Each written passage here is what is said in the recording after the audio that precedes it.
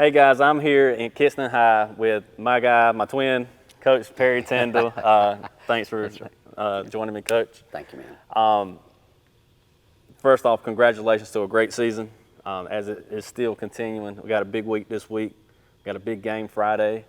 I'm super happy, super proud of you and the kids. I'm going to go ahead and jump off with my first question. You know, making it to the state championship is some people's dreams. You know, how hard was it getting to not just this state championship, but how hard is it getting to a state championship?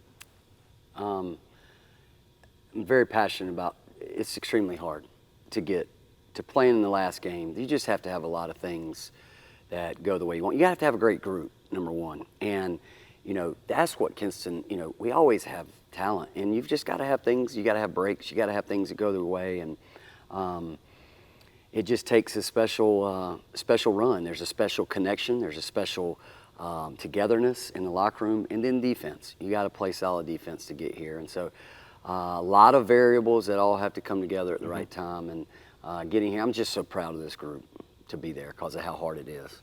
It's very hard to get there. That's one thing. But your season didn't start to the middle of December. And you lost one of your best players. No excuses at all because you played all season without him, and you got this far. How challenging was that? Everybody had a month ahead of you. I mean, you know, everybody had football playoffs. Don't get me wrong, but everybody ain't made it to the state championship in football as well, and starting in the middle of December. Yeah, I think if you ask any high school coach that has a successful football program, any coach is going to tell you that it is a challenge when you are pushed back a month. It presents some challenges because your kids that come off the football field, it takes them a little while. You can say, oh, they're a week. No, it's not. It takes them a little while to get back into the flow, and their mindset changes. It's a whole different, different sport. I mean, yes, it's competition, but things change. But on the flip side of that, I think what our football team did is it cast a vision. It was real. It was tangible. It was in front of them. They saw their friends out there experiencing something that they said, and even you go back in our group message and you look at the things they were saying, hey, let's do this too. And so what they did is it kind of spurred us to really not just talk about something, not talk about something on the wall, but they started to see it. What does it look like? And they saw it firsthand with our football team. And so I think that you can't deny what our football team did. It helped us just in the mental aspect of kind of saying this is how it can be done. How much props do the non-football players get for waiting that moment? You know, putting their season on hold, waiting for guys to come in who hasn't been practicing with them because they've been practicing somewhere else. You know, how much props do those guys get for accepting 3 more or 4 more players that might be even taking your playing time? Yep, absolutely. I mean, because they're working hard in the fall to try and hone in their craft. But it's why our June's so important. You know, we have everybody in June, and we're trying to take 2 to 3 weeks in June to really kind of say, all right, let's look at everything we've got together and then say, all right, what are we going to kind of look like? And it's a shell. You kind of have an idea of, okay, well, I think we're going to be able to do this or that. But you're banking on that because you won't have those kids back until, in this case, December the 16th. And so, yeah, it's unique, but it's just a great problem to have. And I think that's the beauty of this place is how well Ryan and I have always worked together. And I want our success for all of our programs, and everybody wants the same thing. No doubt. Let's talk about some of the role players that doesn't get recognition. I would call Brendan Chambers a role player, but I don't even think that's fair. I think he's a little bit above that. And it's no disrespect. It's just every team has to have players that have their roles. Jair Kuntz, Jalen, Justin Gooden. Those guys do not get the recognition, but how important are those guys to this team? You don't make state championships without role guys. And yes, the names that we hear the most, and yes, they carry us a lot, but it's the stuff that people come in and watch a game that they don't notice that happens. It's the box outs. It's the knowing where to be to set the right screen, and rebounding, coming in and just providing a spark defensively. And you look at the guys you mentioned. I mean, Jair's a starter, but Jair is he's sneaky. He's steady. He's going to rebound. He plays hard. I thought that sideline play he made in the playoffs where he tried to save it off of a free throw was the game-winning play, arguably, in that game. And nobody would ever look at that. But it's moments like that. And it's Jalen Hawkins having some huge putbacks in our playoff run in big moments and getting a transition bucket off of a run out, and then Jet coming in and defensively providing the spark plug he has. I mean, you're right. You nailed it. Like it's those guys. They might not get all the fanfare, so to speak, or the videos, but they're huge in what they've provided for us in this run. Let's talk about some more guys that get no love. The coaching staff. You got a great coaching staff, man. How much do they make you look good? How much are they your right-hand man? I don't know. You tell me. What are those guys? I think that's the same way we talk about connection in the locker room. You've got to have a staff that you trust and that knows the game and is willing to wrestle through ideas, thoughts. And I've got an incredible staff. There's so many different strengths and talents, and you don't need somebody to be perfect in all things. But the beauty of our staff is the strengths are just solid in different areas. Where it's X's and O's, it's the management piece, it's the relational piece, it's the organizational piece, it's the seeing a need. I talk about how much of a blessing it is to have the players and be able to coach these guys, but it's a blessing to have the guys that you come in here and you're talking about 2 hours plus of practice every day, and you come in and doing it with people that you love and you enjoy being around. It goes a long way, and our staff is, I put them up against anybody's, and you're only as good as your staff and your team, and I think that they deserve a whole lot of credit for our success. I totally agree. I love all the guys. I see the hard work.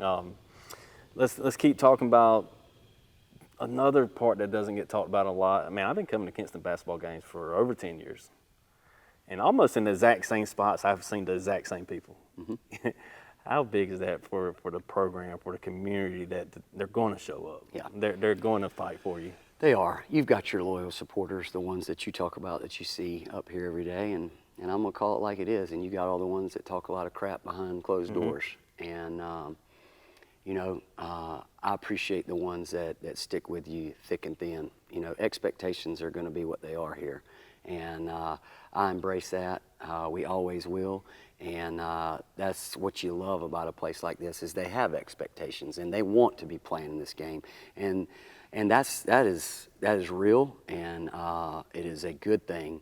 But it's also, as we talked about earlier, it's hard. And these kids want it. They just have to learn. Sometimes you got to go through the growing pains to get to the point where, all right, this is what it actually is going to take to get there. And that's what I love about this group, man. Our growth of really embracing some things that maybe we wrestle with, and I don't want to do this, or I want to try it this way without, but it lends itself to ultimately the Kinston standard. And there's certain things that are in that recipe that are tried and true. And whether the end result happens, there's just the expectation of playing Kinston basketball the right way. You rolled right into my next question. What is the standard? Kinston basketball is playing with a togetherness, playing with a relentless pursuit on the defensive end. Now you can argue, okay, well, what does that look like? Well, you got to play to your team's strengths, and this year's team's different than the 2015 team, the 2008 team. There's difference, but a love and a desire to say, hey, we want to get stops, and sharing the ball. just not caring who in the world gets the credit, but wanting at the end of the game to see more points under Vikings than the opposing team.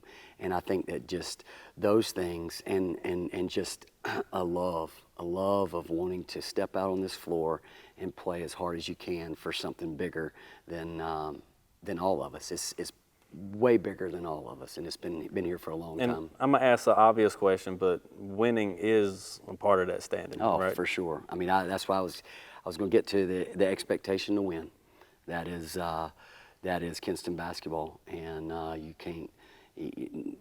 The day that you feel like that's waning is time for me to go, or players don't care about winning as much as we do. And yes, there's more to this game than that, and there's a lot of things that we can teach. But at the end of the day, this program is about winning basketball games. You've seen well, I'm sure you've seen a lot more than 4 state championships, but you've coached 4 state championship teams. That's correct, right? Yes. Well, this will be the 4th. I was an assistant. Okay. For those, I don't know, 6. But you've been a part of Yes. the state championship teams. I was talking to Coach Tig the other day, and he was part of the 2015 team. Mm-hmm. I was like, how much different is this team from that team? And he was talking about how much different it is. Talk about how much different this team is, considering that you got 3 guys that can score 25. Mm-hmm. It could be any of them. Mm-hmm. You got 3 guys that can do that.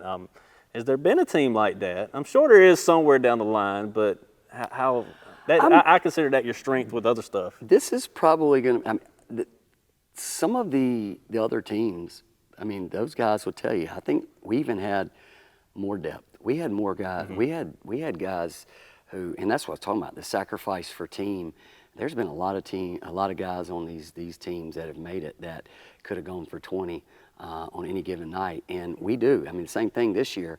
But I think that's again, it goes back to that's what makes Kinston basketball what it is you die to yourself a little bit, and it says, you know what, if we need him to eat tonight and I've got to kind of take a back seat, as long as we're all eating, I don't care who's eating, as long as we get the end result we want. And I think that's what's so special about it. But yes, this year, you look at it and you got Genesis, Jamarion, and Keyshawn, and then honestly you look at Brennan's game in the Eastern Finals. You got 10 points, 6 rebounds, 5 assists. That's probably off 5. I don't know how many shots, but probably off 6 shots. It's a remarkable line, and the way he impacted the game is tremendous. And so, Brennan could go for 20 on any given night. Jair have 14.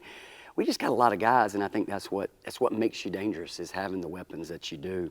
And being able to utilize, hey, you want to take this away? We've got these guys that can step up and do. Did you ever have to have the talks with the guys to help them realize that?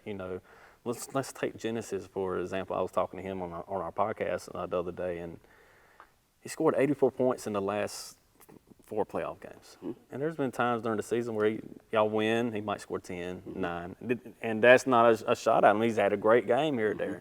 But he showed that he can be that guy that's just unstoppable. Has there ever been a part in the season where you had to tell him, it's okay, you play great? Or does he know you don't have to do that? Yes, no, I think that's the part, I think, in this journey that people you're not going to. You don't get a glimpse into the back, what's going on in the background. And, you have to have conversations with the kids because, sometimes this day and age, the way it's set up is everything's gravitated towards how many points do you score. Mm-hmm. And impact is impact. And, for us, Jen, what he's done is, he's put us on his back and has got us to where we got. And I said, any coach and any staff this late is going to have their own scouting report. And scouts are going to say, all right, look, Genesis Wiggins, we're hearing this name a lot the first 3 rounds. We got to do something to try and stop him. And so, it's a compliment. You want to take me away? Okay, I'm going to still impact in different ways, but hey, now you guys step up. And I think that's the connection that I've been so proud about, is we don't care who in the world gets the credit now. We just want to win. We want to win at whatever the cost is. Like I said, you've been part of plenty of state championship teams. How hard is it preparing for a state championship team game where the opponent is not familiar and they're far away. Yeah, I mean, you know, the good thing is you have access to be able to get film and you see things, and you know, so it's different. And these games are always, because you're going from, you know, wherever it may be, whether it was Cuthbertson that we saw, or East Lincoln, and now, you know, Walkertown. You're coming from communities where, you know, maybe the game's a little bit different, you know, but at the end of the day, it's basketball, and you've got to do your best to get as much information as you can to try and prepare, because it is different. They're unique. I told our guys today, they're a very unique team that is going to be a different scout than we've had in the last few games, and so we're going to have to play solid basketball for sure. Well, Coach, I know we could sit and talk all day, and I know you got plenty of film and stuff to get done, family and other stuff. I want to say thank you for your time, and I appreciate everything. Good luck. Thank you. Thank you, Trey. Problem.